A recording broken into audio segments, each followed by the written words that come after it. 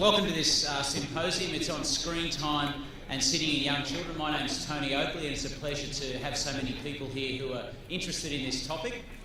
I'd like to first of all introduce Professor John Riley. John is a Professor of Physical Activity and Health at the University of Strathclyde, where he leads the Physical Activity and Health Research Group. John is one of the most published researchers in sedentary behaviour in children, and with a particular focus on young children, where he's been working for a number of years trying to better understand sedentary behaviour, screen time and physical activity. And much of his research, particularly the methodological work and the health impacts work, he's going to talk about today. So please join me in welcoming John Riley.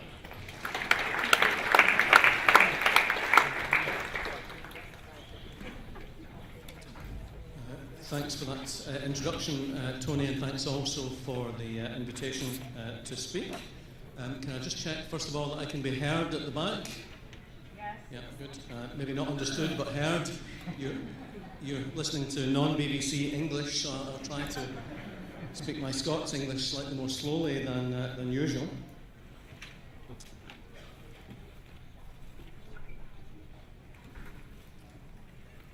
This is an old slide which I've used a lot, and I'm using it today for probably about three reasons. Firstly, to highlight screen time, which is one of the main aims of the symposium, to consider screen time, because that's what we're all doing. They're all, apart from the baby, also sitting. So I used to use this when I gave talks on when sedentary behaviour was screen time. This slide worked. Now that sedentary behaviour includes sitting and lying, includes posture, the slide still works. I'm a bit lazy, so I'm going to keep using it. So both aspects we're covering in this symposium. And then the third reason I'm using it today is really just to give an indication of a kind of life course approach, so that the behaviour here is probably related to the behaviour across the rest of the life course. You'll be familiar with the phrase that the child is father of the man. Now clearly we'd want some evidence that the child is really father of the man. We can't just take Wordsworth's word for that, but nonetheless it seems a reasonable, plausible basis on which to start.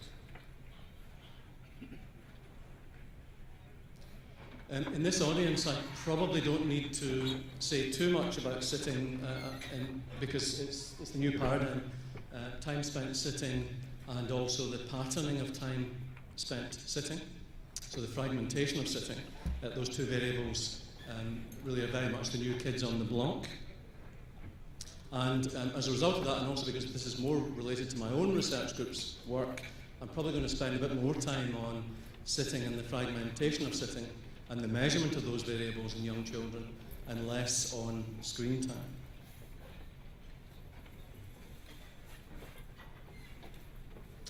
time. Sedentary behaviour in general, and screen time in particular, have been causing increasing concern among the research community, as summarised, for example, in this very nice review by Joe Salmon and colleagues. And this slide on your right really refers to concern about screen time in particular in early life, just showing that in a great many studies the measures of screen time are way above the recommended amounts from a very early age.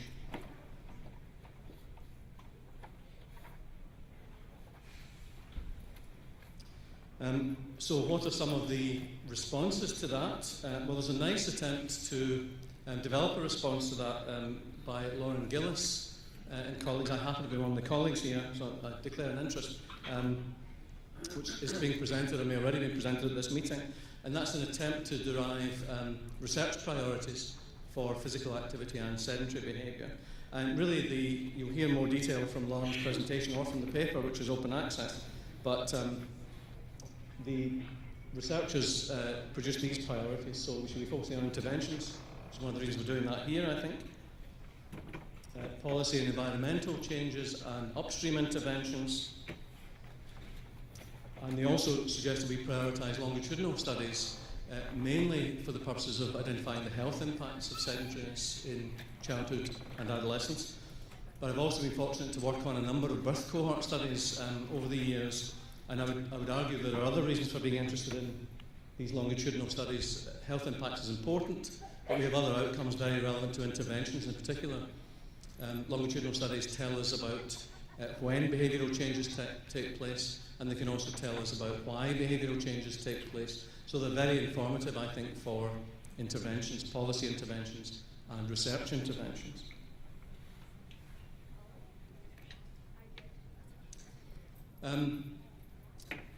There's a life course approach we can take. We might look for the effects of sedentariness in early life, either in early life or later in life, in childhood, adolescence, or in adult life. That's quite a high bar to set, I think, especially the latter. So we may have weak but important effects of sedentariness in early life, for example, on adult outcomes, but they might be quite weak and they're going to be difficult to ascertain. Just difficult practically because of the requirement to do very long-term studies, for example. So although I believe this link can be made, in practice it's probably easier to make this much stronger link between sedentariness in early childhood and sedentariness in later childhood, adolescence and adulthood. So to link the behaviours rather than necessarily the behaviours as they relate to the health outcomes. And in fact, to determine whether the child really is the father of the man in terms of sedentary behaviour.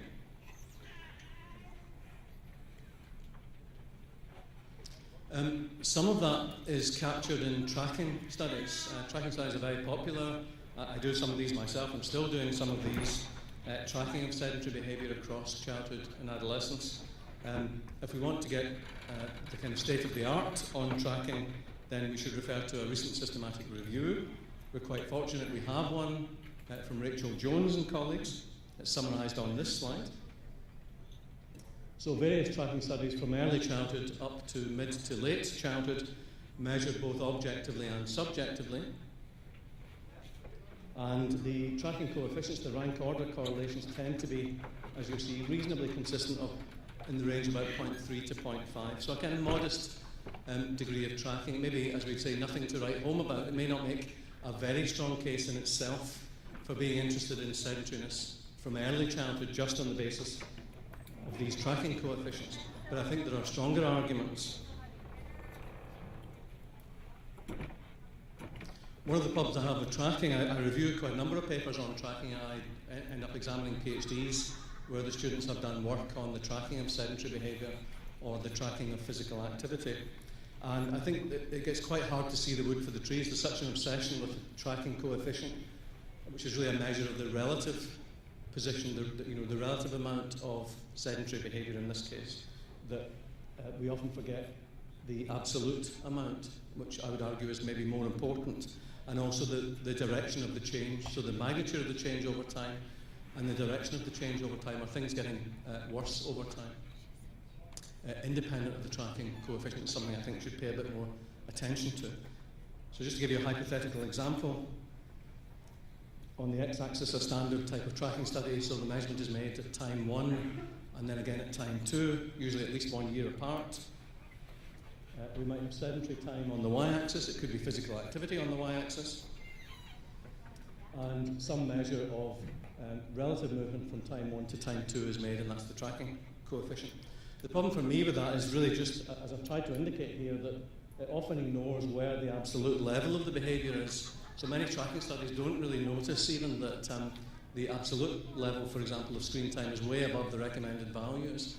So they sometimes conclude that tracking is only modest, and therefore the measurements at time 1 don't give cause for concern, and we shouldn't focus on early childhood, ignoring, I think, sometimes the fact that the absolute levels of the behaviour are way above what they should be, and sometimes ignoring the fact that the behaviour change is getting worse over time. That can be hidden if you just focus on the tracking coefficient.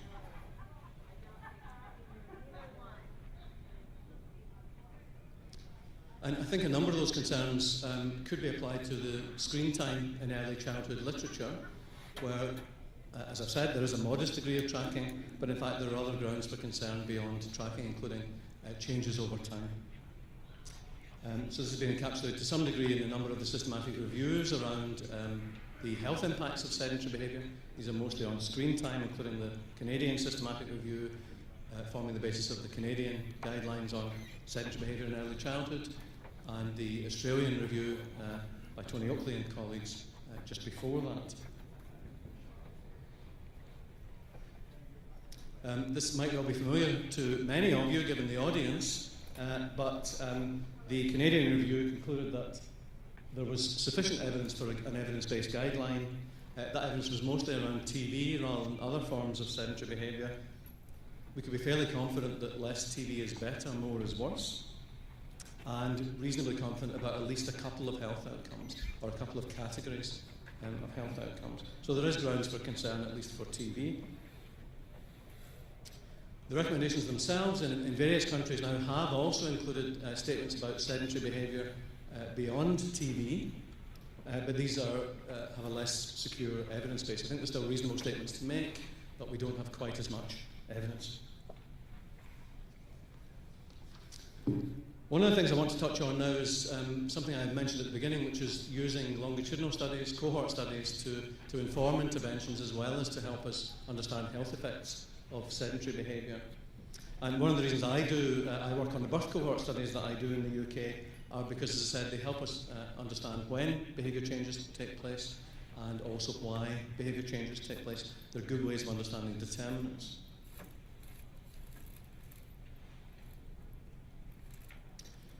One of the things we've done recently is a systematic review on changes in objectively measured sedentary time from early childhood to later childhood and adolescence.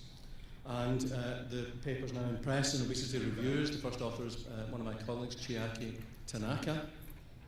And this is a global meeting. The evidence, as ever, is not quite global, so we found 10 eligible studies, and 9 of them were from the Western world, 1 from Vietnam. So the evidence base is by no means global. It's essentially a Western evidence base.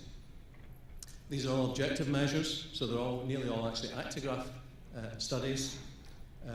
Different definitions of sedentariness and slightly different ways of measuring sedentariness, so we've just collapsed all these together. Given that we've done that, as we'd say in Scotland, we've lumped them all together, we still get a fair degree of similarity, I think, across the 10 studies. So 10 studies, some just in boys, some just in girls, some both sexes. If we put it together, we get from school entry, in all these longitudinal studies, it looks as though the changes are happening across childhood and across adolescence. So the evidence base is still limited, but on the basis of what we have at the moment, it doesn't look as though increasing sedentariness is a problem of transition from childhood to adolescence in the way that we sometimes think about physical activity change.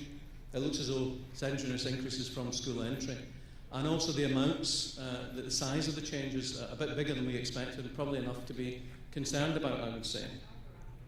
So in Chiaki's review, she found that the weighted mean average was about 30 minutes increasing sedentary behaviour per year across childhood and adolescence, about 6% of the day, about 30 minutes per day, per year of life.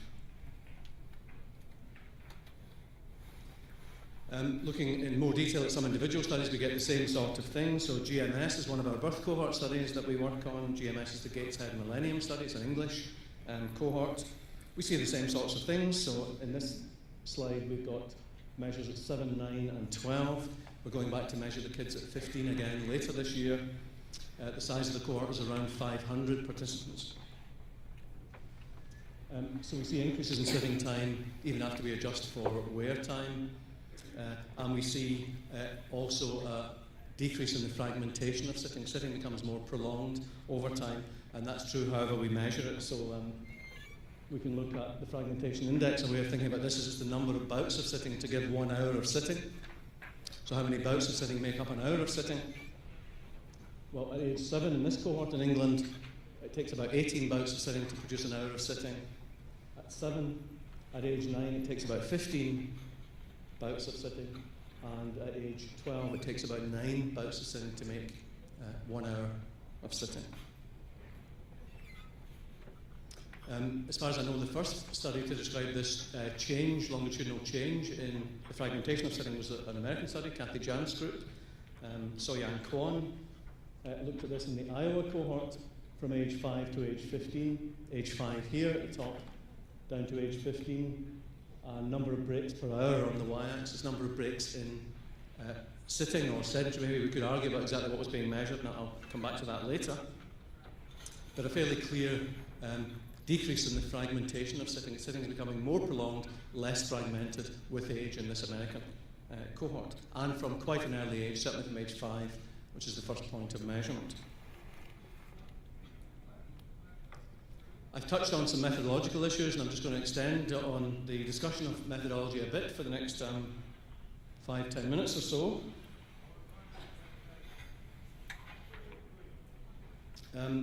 Methodology does, I think, I'm a methodologist, so I probably would say this, but I think it does underpin understanding of relationships between sedentary behaviour and health outcomes, and also underpins a lot of our understanding of intervention and intervention science too. And fortunately, I'm not the only person who thinks like that, because it features in the behavioural epidemiology framework as well.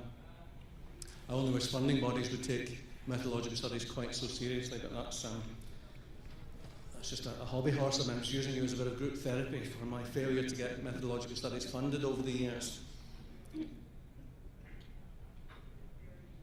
We have a lot of help out there on measuring both the traditional concepts and constructs in sedentary behaviour and some of the more novel constructs. So we have a number of very nice reviews of the literature. We also have meetings like this where we can get together and talk about how to measure the behaviours we're interested in. One thing which concerned us a bit was, I started studying sedentary behaviour in young children about 14 or 15 years ago, and then the construct sedentary meant not moving, so then it was non-movement was sedentariness. It didn't have the posture component, it was non-movement, low energy expenditure.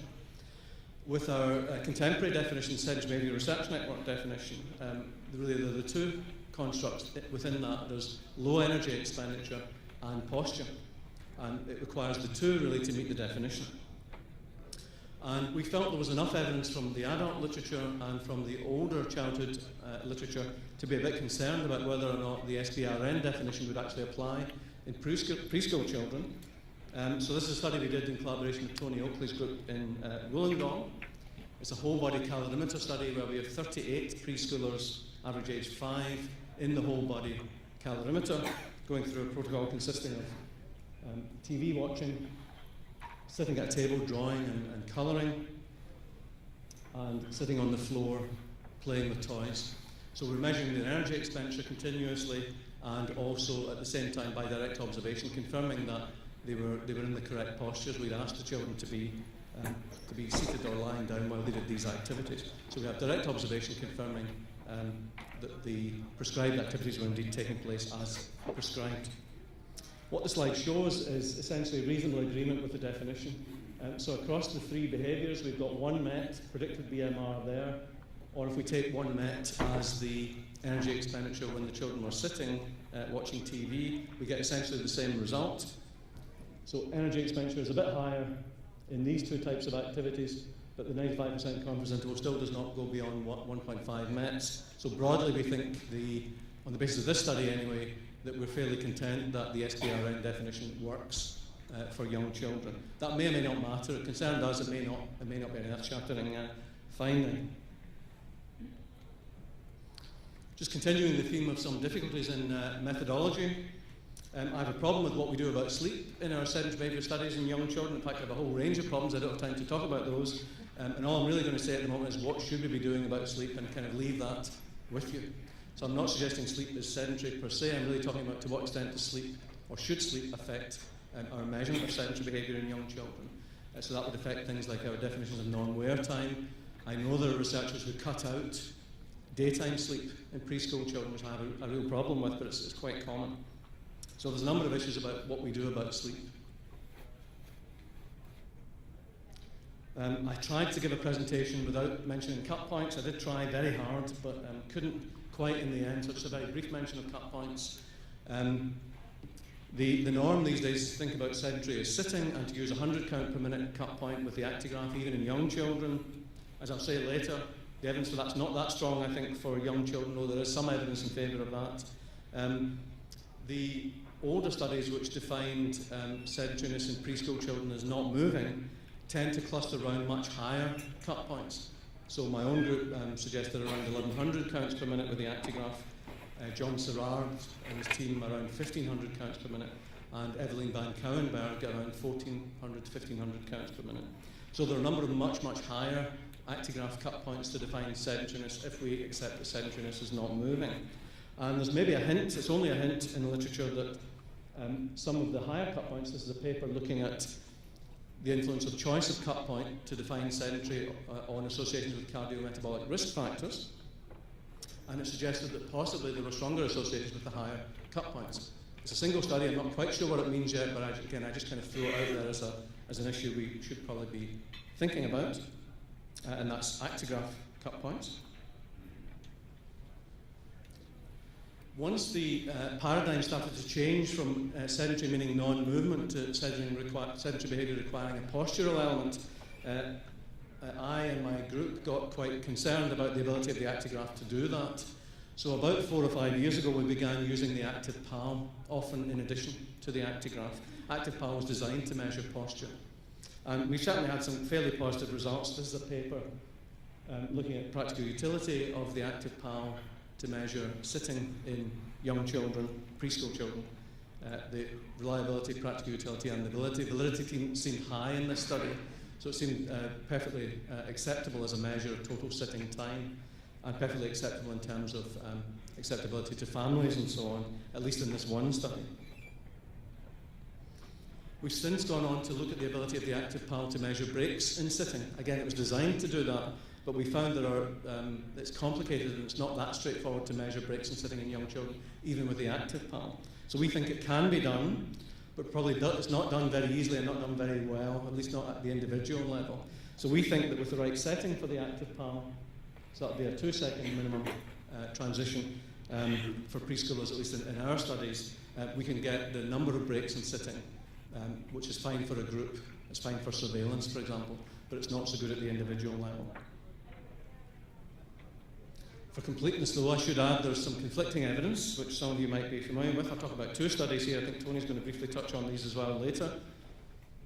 A study by Sonja Jansen, formerly of the Wollongong Group, now working with us in Glasgow, which was essentially fairly supportive of the active PAL for measurement of sitting time, less supportive for measurement of sitting breaks in preschoolers. The criterion measured there was direct observation. And then a less supportive study from the Ghent group in Belgium, Ellen de Decker and colleagues. Criterion again, direct observation, again in preschool children, but less supportive of both the actigraph and the active PAL for measurement of both sitting time and sitting breaks.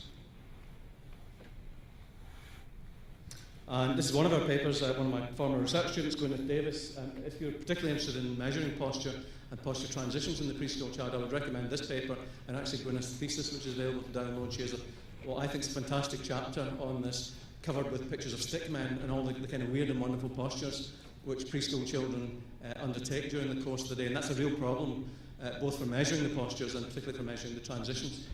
The transitions from those odd postures that many of us don't do, fortunately, or maybe can't do, are very problematic for objective measures, and Gwyneth covers that quite nicely in this paper and in her thesis.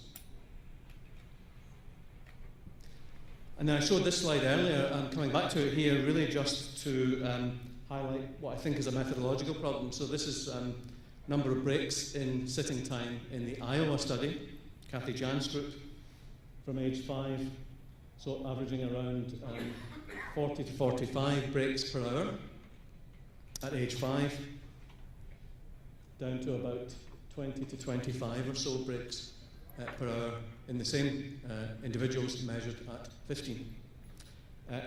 Now, I'm sure that trend is correct. I have real problems with the numbers, though, and I think the numbers are important both for understanding dose response between the behaviour and health outcomes, and also for trying to design interventions. We need to know what the numbers are and what they should be, and these seem incredibly high numbers to me.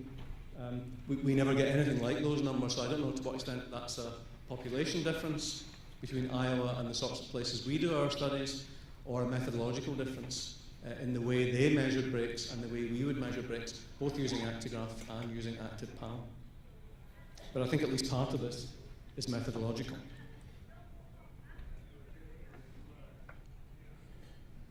And there are other decisions that are made when trying to make objective measures of sitting time, and the decisions are sometimes conscious and quite deliberate. Other times they're more accidental, and people just do what other people have done, and so the decisions are made almost by accident. One of the things we've been looking at recently in the Gateshead Millennium Children is the impact of decisions around non-wear time.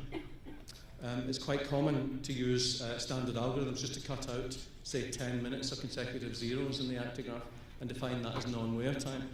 In Gateshead Millennium study, my colleague Laura Basterfield has consistently not taken that approach. She's a Stoic, and she's sat with the 500 sets of data at each measurement interval and gone through them systematically and manually tried to identify non-wear time.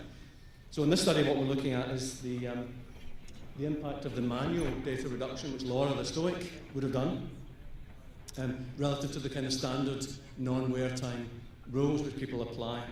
And these are applied quite commonly, so we can take a 10-minute zero string or a 60-minute zero string, and we get reasonably distinctly different numbers in terms of the total amount of sitting and the longitudinally measured changes in sitting, just as a result of making what look like quite simple and subtle changes in our non-wear time criteria. And these might affect, for example, decisions on when to intervene or what targets to set for sedentary behaviour interventions. So just final word on methodology. I think I've probably left you with a whole load more problems than answers, unfortunately. I think that's probably still the state of the field. We think there are some promising directions, but probably not much more than that. So I'm sorry I can't be more positive in terms of making recommendations for details around methodology in this area. And on that slightly negative note, I shall finish. Thank you.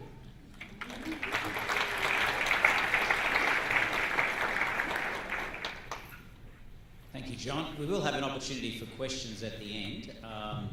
So if there are any questions you have, please feel free to ask those at the end. I'd like to talk now on two areas today that I think are important for young children. First, what do we know about the prevalence and patterns of screen time and sedentary behaviour? And then secondly, how does this information influence how we develop, refine and operationalise guidelines? And as a result of that, are there new areas that we perhaps need to consider, new things that we need to take on board? So this figure here summarises all the objective data that we have on the sedentary through to vigorous activity continuum for young children. And you can see that there's quite a large amount of time spent in sedentary behaviour, nearly 3/4 of the waking hours. And given that there is such a high proportion of time spent in sedentary behaviour, we certainly do need more research to better understand these behaviours and their impact on young children. So when we talk about sedentary behaviour, what does it include? Well, if we use the Sedentary Behaviour Research Network definition that John touched on before, the key words are waking activity, sitting or reclined posture, low energy expenditure. And that definition has progressed, as John mentioned before, from how we once conceptualised sedentary behaviour, where there wasn't as much of an emphasis on the posture element of it, to now focusing more on the posture of sitting when we do start to talk about sedentariness. The types of activities that are included in this definition are ones that I'm sure you're well aware of, such as watching television, computer games, some educational activities, passive transportation. But then there are some more emerging behaviours in green, such as tablets and smartphones, and then some other ones which do require or which do involve quite a lot of sitting, but perhaps which we don't think of as sedentary activities in young children, such as eating, particularly when they're in a high chair. Although if you've seen some toddlers sitting in a high chair, there may not be a lot of sedentary behaviour occurring, depending on what they're doing with their food. So how much time do young children spend in sedentary activities? This study here reviewed all of the objective papers that have looked at this, 31 studies in total that met the inclusion for sedentary behaviour. And as you can see, each dot represents a study, and on the y-axis is the percentage of time in that study which participants were being sedentary. And it ranges from 30% up to about 94%, depending on which cut point you use.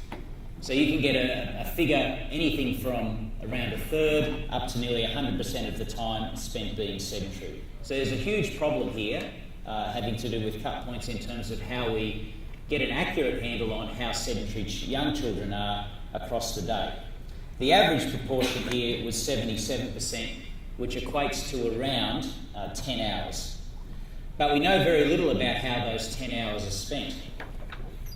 We have most evidence for television viewing, and these studies here show that the average time for children less than 2 years was just over an hour a day, and this time had more than doubled by the time they'd reached preschool, between the ages of 3 and 5. In addition, around 2/3 of those aged 0 to 5 met the American Association for Paediatrics, American Academy of Paediatrics guidelines of less than 2 hours a day, and this figure is certainly consistent with more recent papers that have been published in this age group. The prevalence of meeting new Canadian and Australian guidelines, which are less than 1 hour a day, it does drop considerably down to between 25 and 30%.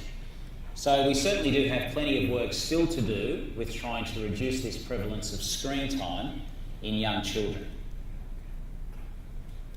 But what are they doing for the rest of the day? Well, if we take out watching television, there's still a large amount of sedentary time in a usual day that's unaccounted for, somewhere around 6.5 or 6 1/3 hours. Do we have any evidence on what other sedentary activities young children are doing in that time? Well, the best way that we could perhaps measure that would be through time use diaries. And there is one study from Australia, which is from our nationally representative longitudinal study of Australian children. It's a birth cohort of just around 4,500 children. And those who had valid time use diary data, which was completed for weekdays and weekend days, are recorded here. And the total, 530 minutes, is quite close to that 513 that I'd put up on the previous slide.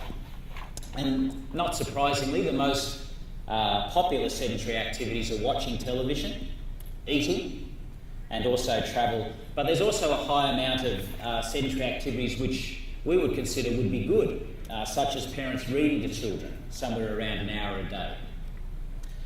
But these data are quite old. They're more than 5 years old now. Back in 2007 they were published, and they don't include new sedentary activities such as using tablets or smartphones. And it would be good to know if the inclusion of these would increase the total amount of sedentary time, or whether it would in fact displace other sedentary activities and the total would remain the same. In terms of the patterns of sedentary behaviour, this is some objective data here, where for each hour of the day, the time or the percentage of time spent sedentary for that hour was recorded for boys, which are the dark columns, and girls for the light columns. And this seems to suggest that whilst the differences between boys and girls are not large, that girls are slightly more sedentary compared with boys, and that the highest levels of sedentary behaviour are in the morning compared with the others, but the differences are not large. What do we know about time spent sedentary during childcare? This is something that we've been interested in as researchers, and the studies themselves do tell a very interesting story. If we just look at objective measures, we have this review of Diane Ward from 2009 of 8 studies, which shows that around 66% of the time spent in childcare is in sedentary behaviour, or is spent sedentary. And this includes a combination of actigraph and also direct observation studies. But the range of sedentary time wasn't reported, and we don't know if there's a difference according to the method used. Now, if we separate out and include some more recently published actigraph studies, of which we have 4 across nearly 30 childcare centres and just over 600 children, we find that the prevalence or the percentage of time spent is much higher, around 78%, but the range is a lot narrower. It's most of them cluster up between 75 and 81%. A problem with these, though, as John pointed out before, is that they all use the cut point that's fairly high, all except one, the Sherrard cut point, and the other one used another cut point which again is quite high, around 200 counts per 15 seconds. It's been shown since then that the most valid cut point in this age group is around 25 counts per 15 seconds. So we're probably capturing a lot more, especially given that the actigraph is placed around the waist, that there may be a chance that some standing time is certainly captured here in this figure.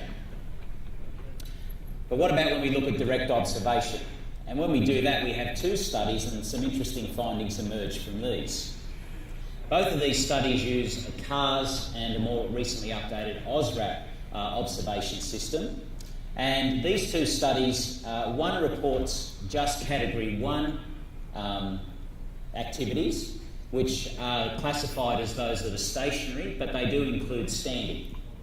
And Category 2 includes stationary activities, but it also includes some movement of the limbs and trunks. So things such as sitting on a swing and swinging, twisting, kicking a ball, throwing, as long as you're standing stationary, these would be included as sedentary activities, hanging on a monkey bar. So you can see that we get quite different results if we include both of those. And certainly how we conceptualise and operationalise sedentary time, it did capture a lot of what we would consider would be light activity nowadays. Now, both of those have been reported as time spent sedentary. But have there been any studies that have just reported sitting in this age group? This one here just reported sitting using direct observation. And it used the same instrument, but it also included or reported the topographies, in other words, the types of physical activity, and it excluded nap time as well. So it looked at the posture as well. But what's interesting about this one is that the proportion of time is actually higher than the Category 1 study above it, and the Category 1 study includes standing. So something unusual is going on here in that a study that just reports sitting is reporting a higher proportion of time sedentary than one that's reporting sitting and standing. Any other sitting studies? There are two that have used the active PAL, a pilot study which John's group have published and one from our own group. And this shows that the range of time spent sedentary was between 44 and 52% and averaged out around 48%. So when you look at all these studies together, and those ones excluded nap time, it really is what we would say in Australia a dog's breakfast. It's hard to work out exactly how much time children do spend sedentary, and it's hard to work out which figure we should use. And if we are trying to determine which of these would be the most accurate, I think we do need to go back to the definition of sedentary behaviour that we have, and we should exclude nap time, and we should also exclude standing time. Now, some of these studies do actually say that they excluded nap time, and some actually do say that they, or are not clear whether they included it or not, and some actually do say whether standing was included or not. So if we go off the definition that we have, we should exclude those two studies on direct observation that did include standing. And then if we look at the actigraph data next, we need to ask ourselves, do we think that actually excludes or includes standing time?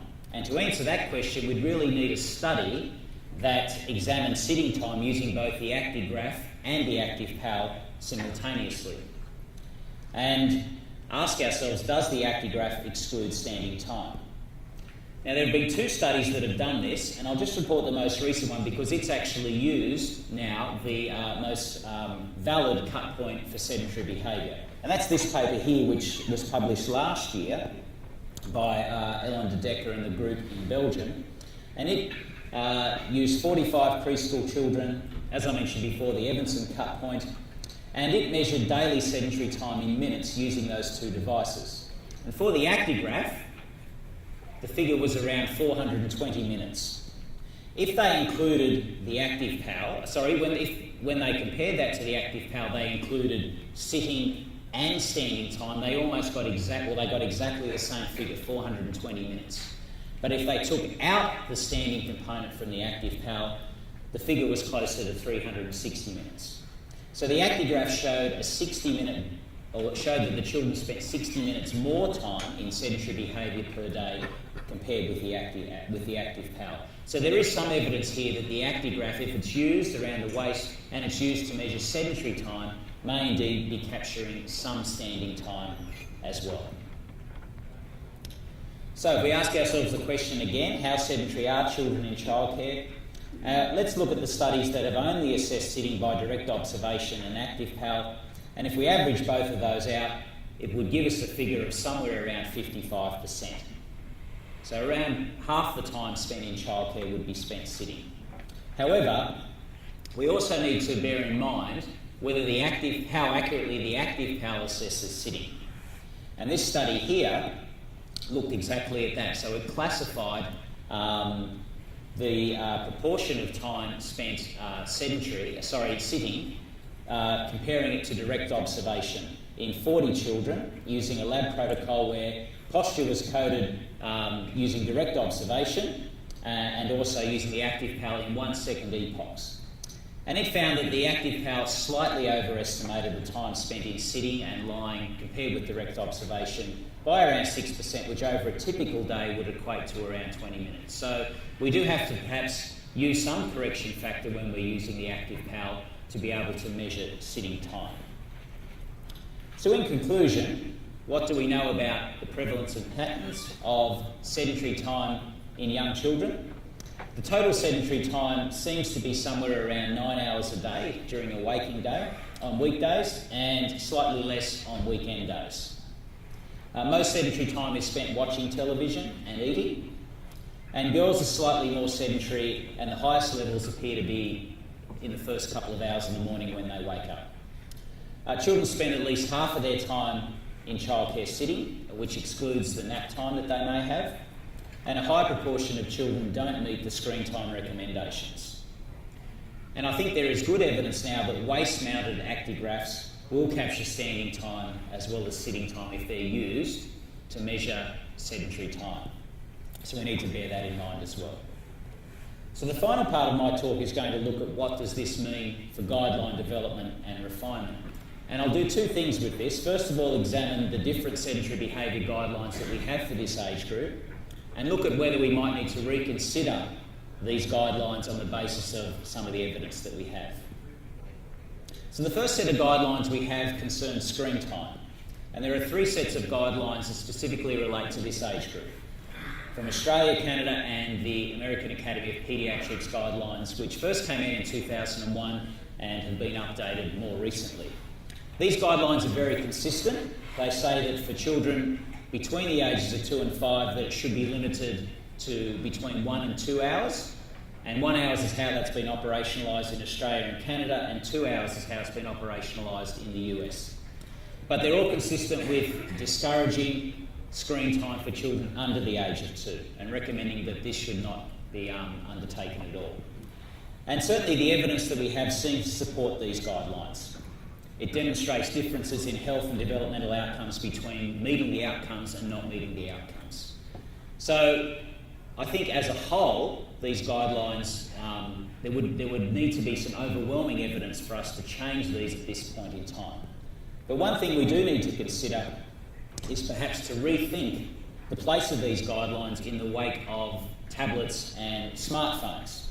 And this is something that's been picked up in this month's edition of JAMA Paediatrics by Dimitri Christakis, and he's encouraged us to reconsider whether we need to perhaps include these types of devices in our guidelines for the under 2s.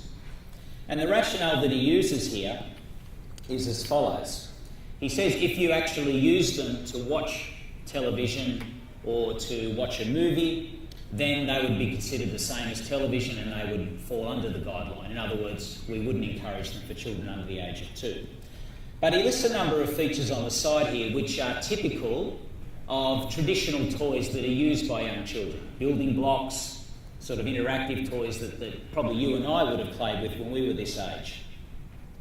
And against these, he lists their features of traditional toys, which are on the left, the features of television, which are on the right, of which none of the features television meets, and then the features of these touchscreen devices, such as iPads, iPhones, and how many of those features are met by these devices. He does make the point, though, that just because these devices tick a lot of the boxes, it doesn't mean that they're the best toy for these children perhaps to use. the simple act of reading a book to a child would actually meet all 7 of those features there. And he actually suggests that these devices would be acceptable for children under the age of 2 to use, based on them meeting these features, and that he recommends that between 30 to 60 minutes would be an appropriate time, based on the fact that there are other beneficial activities that children this age should be doing when they're awake, and that when they do play with more traditional toys, this is about the time limit that they would spend on them. So certainly something for us to consider.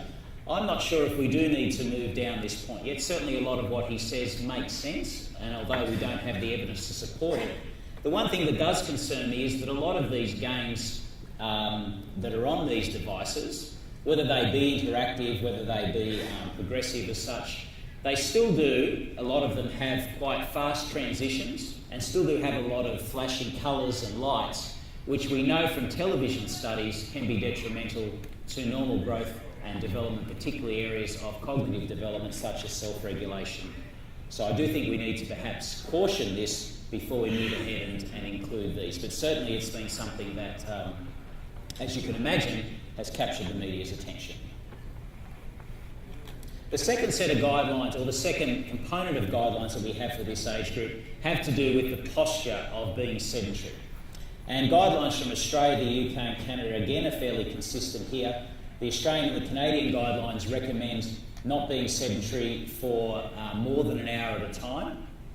And the UK guidelines actually use the word prolonged or extended periods rather than putting a time limit on it. So my question is, should there be a guideline for sedentary behaviour for this age group? In other words, do we have evidence for it, to support it? Do we perhaps need to change it? I'll start with some of the arguments perhaps against having a guideline for sitting time, and I can do that because having been involved in all 3 of those, I'm happy to be critical of my own work. The arguments against this, we could say that, well, do we really need a guideline because no child really sits for an hour at a time or engages in that amount of prolonged sitting. We have 2 studies, one from a student from John's group and one from our own data. So certainly the studies from John's group would suggest that children this age break up their sitting at least 10 times an hour. And if we look at the actual length of bouts, data that we've analysed during the preschool hours on 164 participant days showed that no participants had a day where there was a bout of sitting that was longer than 30 minutes, or 60 minutes for that matter of fact.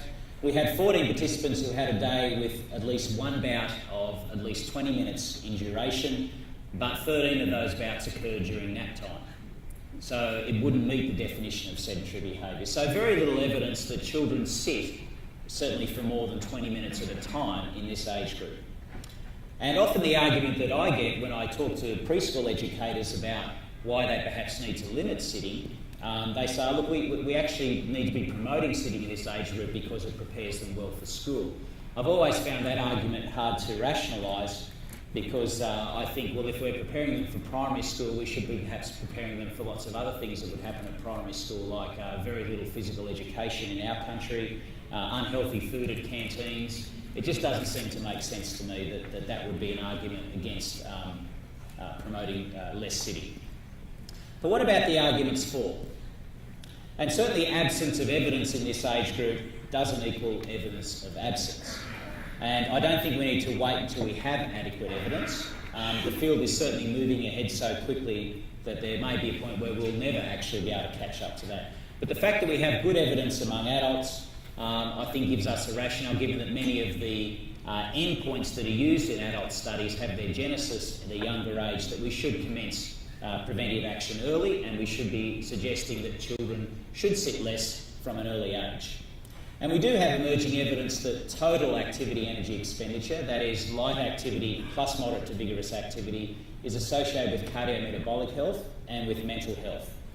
And since MVPA only comprises a very small proportion of that total activity energy expenditure, somewhere around 5%, and only a small proportion of the population participate in it, then it's likely that light intensity activity may play an important role and is highly inversely correlated with sedentary behaviour. So therefore I think that provides good evidence for us to have a recommendation around sedentary time. And we do have evidence from some intervention studies, although it hasn't been replicated in bigger studies, that if we're trying to actually promote activity, that at the same time, if we're sending a message around reducing sitting, then that might be more easy for people to be able to accomplish than telling them to be more active. So there's some evidence from Len Epstein's work that a message of reducing your sitting, so in other words telling them what not to do and they have to try and find something else to do, might be more motivating and easier for them to accomplish than trying to tell them what to do and then trying to find ways in which they can do that. And the final recommendation we have is from the Institute of Medicine in early childhood. It has to do with obesity prevention policies. And it's a recommendation which is similar to the sedentary one before about trying to limit the amount of time that young children may not be able to move, so trying to make it free, giving them freedom to be able to move around during preschool hours. And this one here, to try and implement activities that limit sitting or standing to no more than 30 minutes at a time. And is there any evidence to support these recommendations? Well, there's certainly not around policies allowing free movement.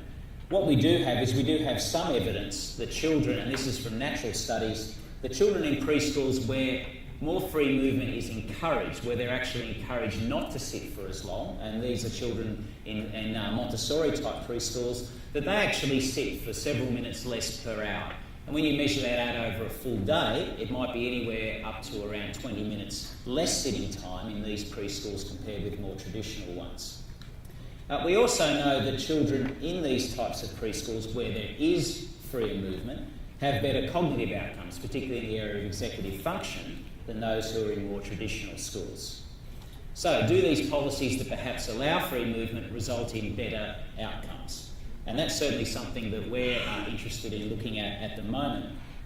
In other words, what might be the effect of targeting an intervention or targeting a reduction in sitting time during the preschool days, and what effect might that have on executive function and potentially some other outcomes as well? And what about standing? Should this be included with sitting, like that guideline just says?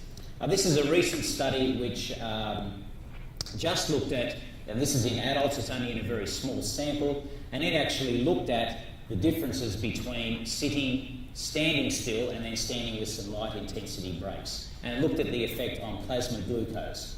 And it found that there was essentially no difference between people who sat and people who sat and just who broke up that sitting just with standing breaks, and that you only really got a benefit in terms of glucose outcomes if you actually moved around after you broke up that sitting. Talking to David Dunstan about this paper, he says that this paper, there is another paper coming out from his group which actually shows the opposite in a larger sample, that actually breaking up sitting just with standing does actually have benefits on glucose outcomes. So certainly I don't think we have enough evidence yet at this stage to suggest whether standing still should be included or not. So in conclusion, the screen time guidelines do seem to be holding up quite well, but we may need to reconsider these in the light of new interactive technologies. We might need to revisit the length of time recommended for a sitting bout, or just use the word prolonged rather than an hour, as we have it in some of the guidelines now. And we're still not clear whether standing still is enough to be different from sitting for it to be included in some of these recommendations. Thank you.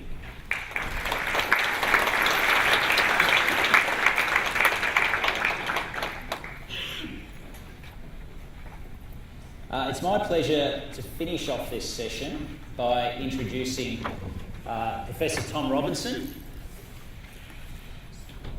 Oops, I think we've got your last slide there, Tom.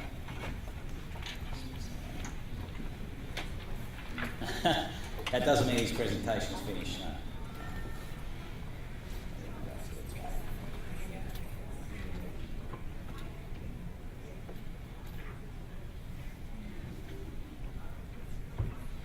There we go. Tom's a professor of paediatrics in the Stanford University School of Medicine, and he's also a professor in the Stanford Prevention Research Centre, and he has a position, or he has a lab called the Solution Sciences Lab within Stanford University. Tom's one of the most cited researchers in the area of screen time, and is widely known and regarded for his work in developing, implementing and evaluating innovative solution-focused interventions, which I'm sure most of you are aware of. His seminal paper in JAMA in 1999 demonstrated that among children, reducing television time can have a beneficial effect on adiposity. And he's followed that up with a number of what he calls stealth interventions. And Tom's going to talk to us now about some of those, some of the intervention work, and particularly challenge us about how we might think about interventions based on a lot of the research and thinking that he's conducted over the past 20 or so years. So please join me in welcoming Professor Tom Robinson.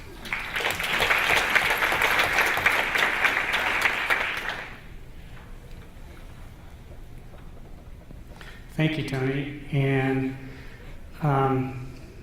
let's see, as Tony mentioned, I'm going to address interventions and decided to do this sort of in two parts. And at first, do a quick review of some of the evidence we have about interventions that reduce sedentary behavior, and then move on to take a step back and think of some conceptual issues that relate to the type of research that we should be performing to inform recommendations to parents, educators, as well as the guidelines we produce. So, to jump right into the what's available, I'll go right into some studies. And so, this is to start with some studies of reducing screen time in young children. And there aren't a lot of these available, so I'm just going to run through quickly a few that exist, and it's not going to be a comprehensive review, but a few that exist that are relevant, I think, to our discussion. This is the one from Barbara Dennison and her colleagues back in the early 2000s, and you can see on the left is changes before and after an intervention to reduce screen time in children, a 7-session intervention in 2 to 5-year-olds and 16 daycares and preschools. The right is changes in computer and video game playing. And on the left, the changes from the 7-session intervention, and this was something that was embedded in a larger intervention, the crocodile preschool intervention. And they didn't have effects from some of the other elements of the intervention, but in terms of screen time, they did see these significant reductions in screen time, at least in parent-reported screen time, as you can see with the black circles being the intervention group and the black squares being the control group. And you saw similar patterns occur in computer and video game playing, but they were not significant, mainly because of really small amounts that they were playing at this age group. So there's some evidence here, at least parent reports, that you can reduce screen time in young children from a fairly simple intervention. Here's another one in pretty much the same age group that Tony just alerted me to, that was just published, actually published online. It's not fully published yet. It doesn't have a full citation yet, from Turkey. And this was 363 2 to 6-year-olds who were intervened through their primary care practices at the Children's Hospital in Ankara in Turkey. So this is a fairly simple intervention with 3 sets of printed materials, a CD that they took home to view, which is always interesting to me. A lot of our screen time reduction interventions seem to be put onto videotapes or CDs now, or probably online at this point. And a counseling phone call these 4 things were spread out over a 6-week period of time. And as you can see here, that they had, even in just the first 2 weeks, and again, this is parent-reported screen time, you see substantial reductions that were maintained in their overall media time, and that included television, video games, computers, tablets, and those were maintained for up to 9 months after the beginning. They also added a secondary outcome of BMI, which was not significant changes that they saw over that 9 months. What about if we try and more objectively measure television or screen time in kids? And this is a study that I collaborated with Len Epstein and his group on, and this was an intervention where we used, for 4 to 7-year-olds, so a slightly older age group, but where we used television time monitors that lock out the power to a television set with individual code numbers, 4-digit pins. And when you do this is something we've used in a number of our television reduction studies as well. And in this study, it was fairly controlled in that the research assistants went into the home and actually hooked these up to the TV. So it was more than a lot of our studies in the community, other studies in the community. And the goal here was to reduce screen time, to actually measure for a few weeks to start with, using the television time manager, and then to go in and try and set an ultimate goal of reducing to half of what the baseline was over time. And as you can see, using these time managers, it was real successful. These white circles are the intervention group, real successful of maintaining a reduction in screen time compared to controls over a full 2 years. So this is the longest TV reduction study that's been done. This also included computers as well, but a very relatively small number of kids, or a relatively small amount of time was spent on computers in this study. The other part of this is that along with it, as some of you are probably aware, we had significant reductions in age and sex standardized BMI as well, and that was maintained as well over those 2 years, which also shows the importance of including doing this testing in a randomized control group, because as you can see, if you had only seen the treatment group in this, you might assume that that was actually a reduction when it could have been the natural history, which you often see, which you see here just in things, and that's an issue with our BMI curves, obviously. So there's some evidence here, even with objectively measured television viewing, that an intervention to reduce screen time can be effective at reducing screen time behavior in young children, and that associated with that, you can get reductions in BMI as a result. The other thing that's interesting is when I look back at this study and then at our earlier studies in older children that we've done, where we set a goal of reducing television viewing to about an hour per day or 7 hours per week, what they ended up with, even though the goal was just to reduce in half, what these kids ended up with was about an hour per day or 7 hours per week on average. So it looks like that from these studies, these intervention studies, there's some evidence that supports the recommendations that are being made to reduce or to limit screen time to less than an hour a week, and you'd end up with, to produce outcomes like reduced BMI. Okay. This is to remind me, too, though, in talking about sedentary behavior and screen time, is that it looks like from that last study and from a number of our studies that the mechanism by which reducing screen time impacts BMI is probably through the diet side, not through an activity side. And so we have very little evidence that reducing screen time increases activity. Some of that may be our ability to measure light levels of physical activity in these studies, although that last study used, in the 4 to 7-year-olds, used accelerometers.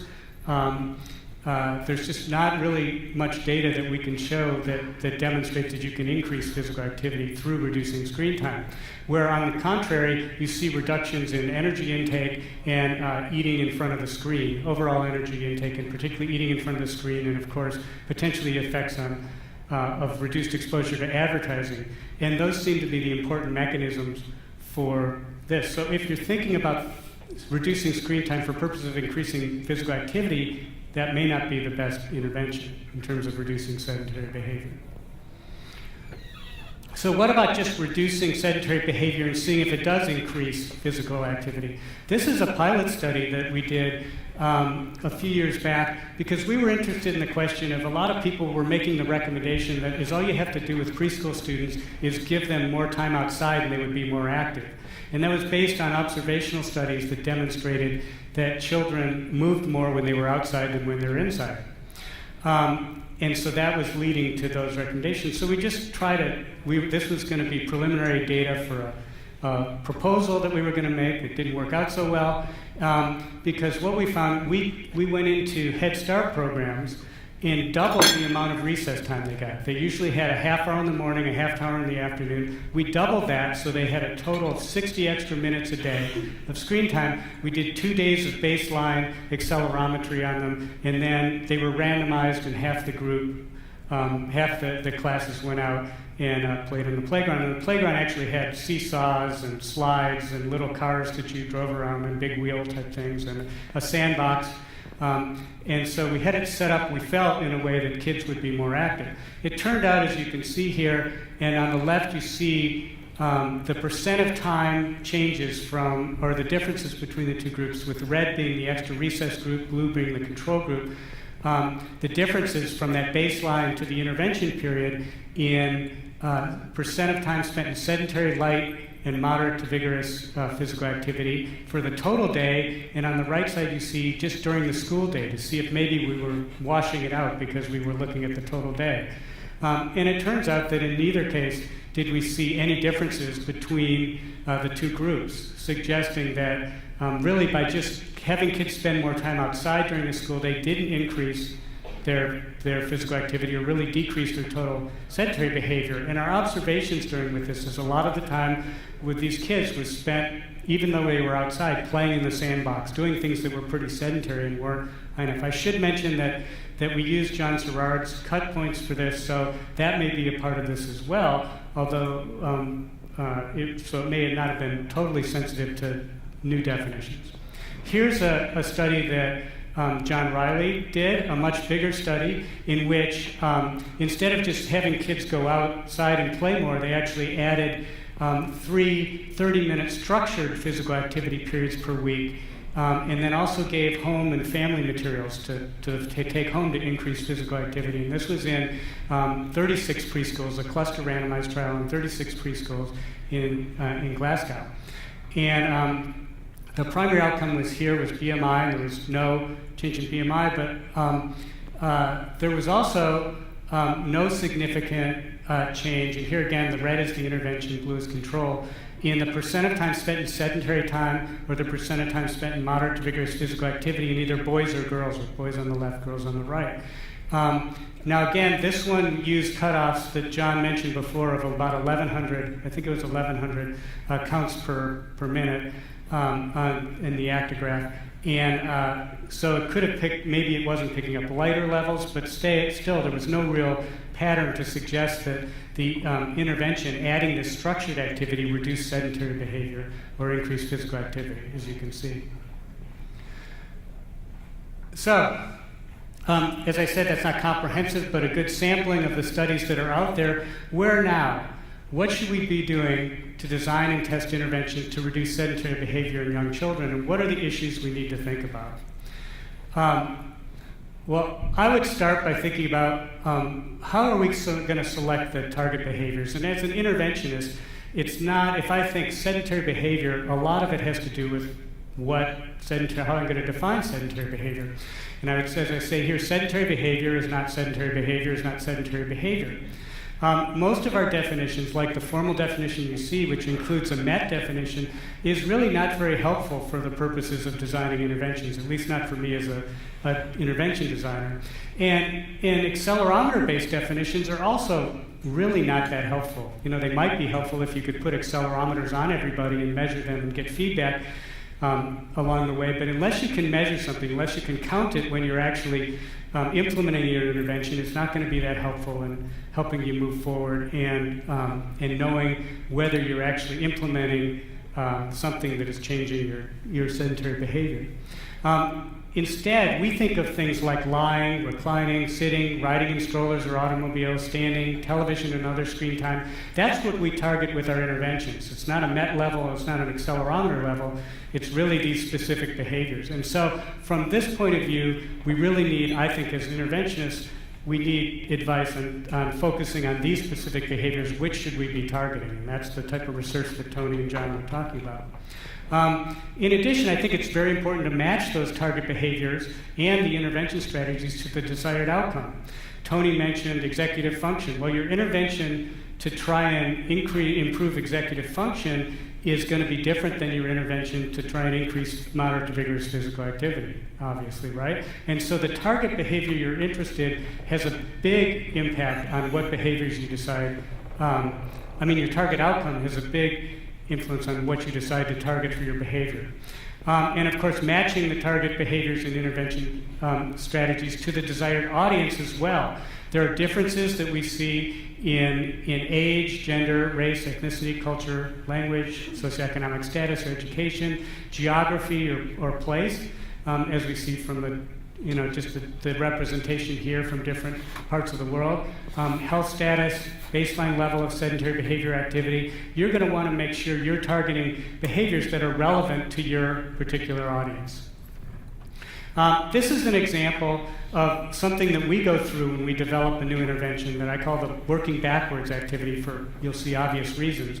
And that's when you start with the ultimate goal of reducing, let's say, less sedentary behavior as our goal. Well, we think of, what are two ways we could do that? Well, one is we could directly try and decrease sedentary behavior, or we could try and increase physical activity or increase activity as a substitution. Both of them will get at the same outcome of decreasing sedentary behavior, right? If you make that switch to, even if it's just to light activity. Okay, then following each of these arrows back again, well, if you decrease sedentary behavior, it can be done selectively or non-selectively. So from a selective point of view, that might be, this is in the case of, for example, screen time, the type of sedentary behavior they're performing, the time of day, or the time of day that they're actually watching or performing it, the setting in which they're performing it. Is it in the daycare or is it at the home?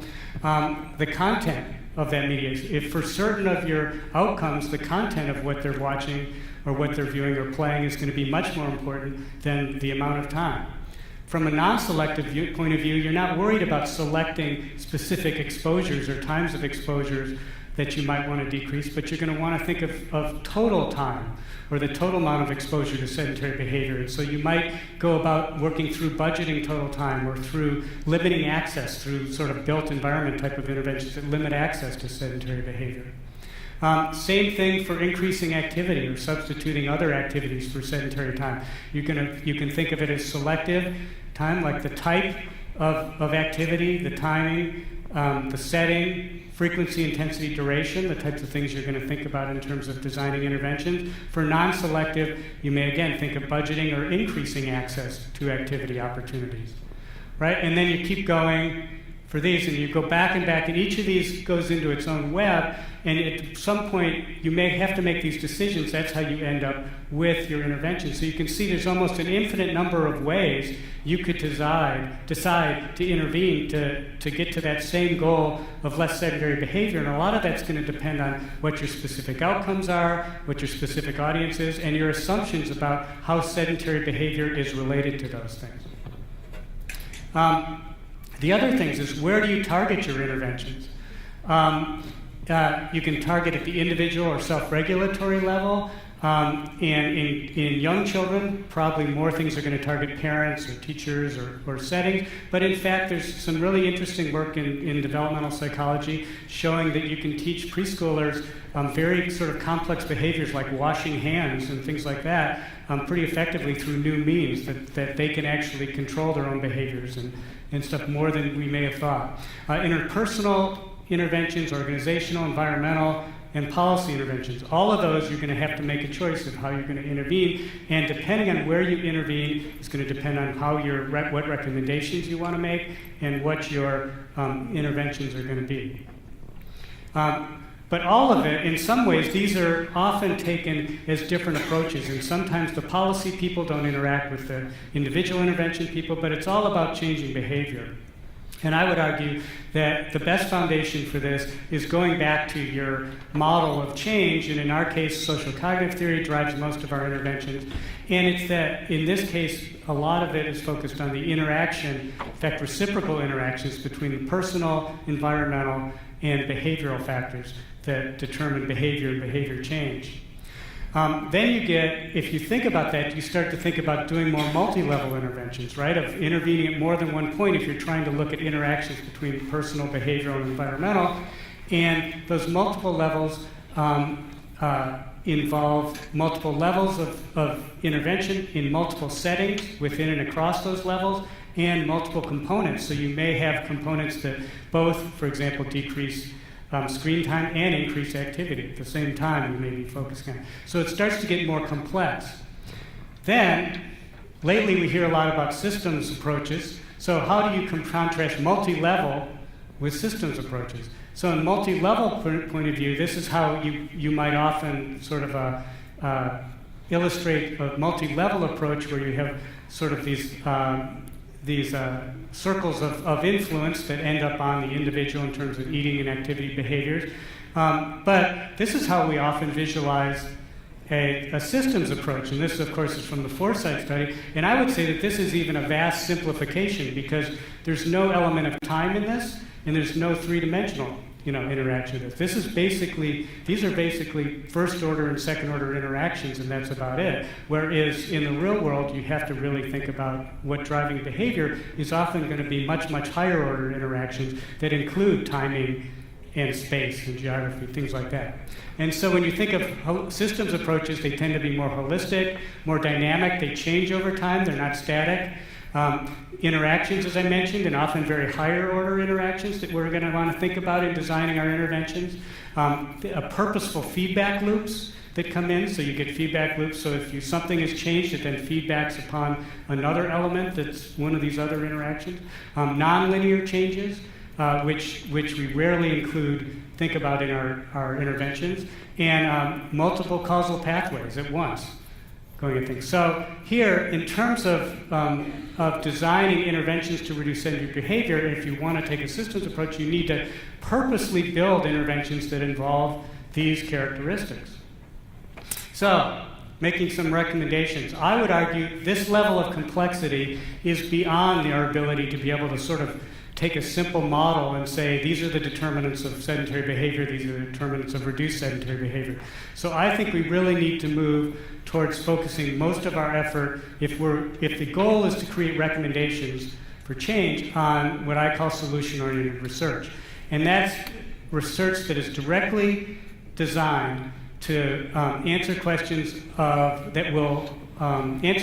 relevance to clinical and public health practice and policy, in particular what works, and what doesn't work, among whom, and how and where do we do it.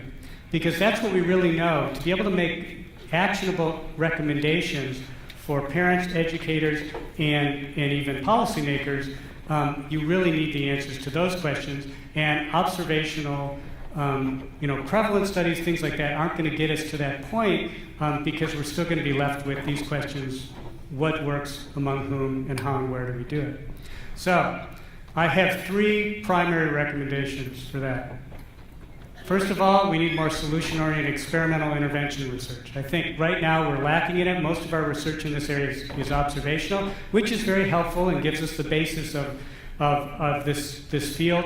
But right now we need, first of all, much more of the solution-oriented experimental intervention research. The second thing we need, more solution-oriented experimental research. And the third thing, more solution-oriented experimental research. Even though I said my review at the beginning was not comprehensive, it was almost comprehensive in terms of the number of studies that have been done testing interventions to reduce sedentary behavior or reduce screen time in this age group, in the young age group.